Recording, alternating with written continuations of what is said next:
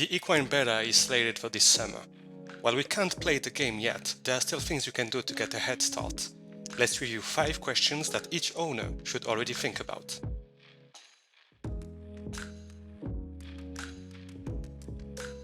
Equine will offer free and paid races. If you plan to always play in free races, the team mentioned there'll be plenty of them. However, they will be on a first-come first-served basis, so you may not always be able to get in. Personally, I'm having a conservative expectation of 10 free races per month. They will have a prize pool, so any win would be straight profit. When it comes to paid races, the latest plan mentions entry fees between 10 and 250 ADA. I expect most people to flock to the cheaper ones, while they try and figure out what their horse's strengths and weaknesses are. If you want to play competitively, you will need to consider how much you are willing to spend to get to know your horse. The faster you know what your horse is good at, the faster you can optimize its win rate and the associated prize money.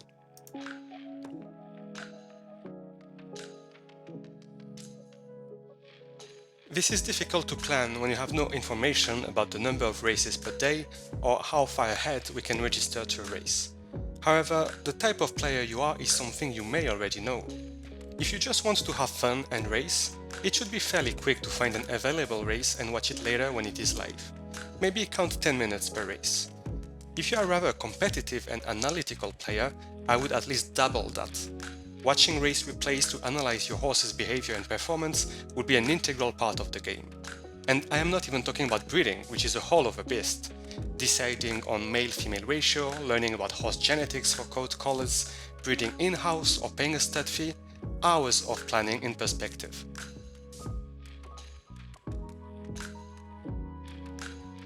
To play the game, you will need to activate your pioneer horse. The earlier you get in, the more experience you can get and the better player you will become. If you have only one horse, I suggest to activate it right away. If you own more, tie it with the time and budget you are willing to spend. Now, as a follow-up question for people who own more than one horse. At game launch, all horses will be 2-year-olds, meaning they will be able to race but not breed. Everyone will enter races. It will be chaotic, no one will know how to play properly. I believe inexperience can be compensated to a degree with high stats. What I mean is that, between two players who are playing randomly, the one with the stronger horse should be the most likely to win. That is why I would definitely activate my strongest horse. Another reason for this is that what is considered high stats today may completely change once all horses mature and new horses are born. Press your advantage while you have it.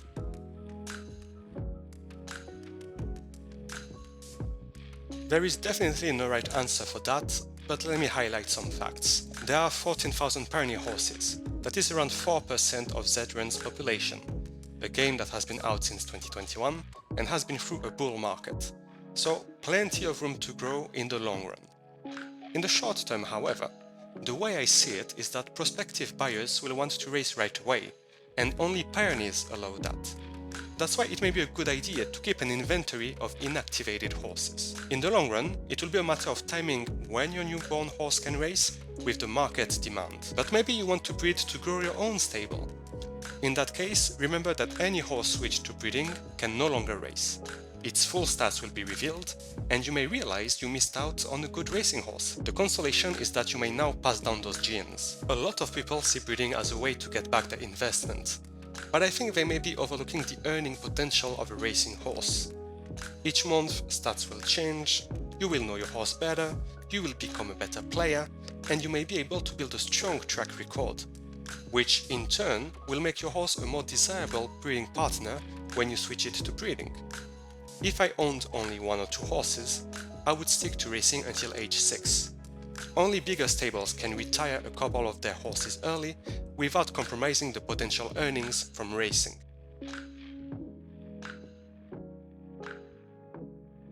If you want to play casually, you don't need any jockey. The game will provide you with a default one for the time of the race. If you play to win, owning a full set of jockeys is non-negotiable. A common misconception is that players need to figure out the best jockey for their horse. Actually, it is the best jockey for their horse for a specific race. Unless you always run in the same race, you will need to use a different rider every now and then. The most interesting part is that there are as many jockeys as horses, and yet these are sitting around 20 ADA. If you don't own a set of jockeys, it's now or never.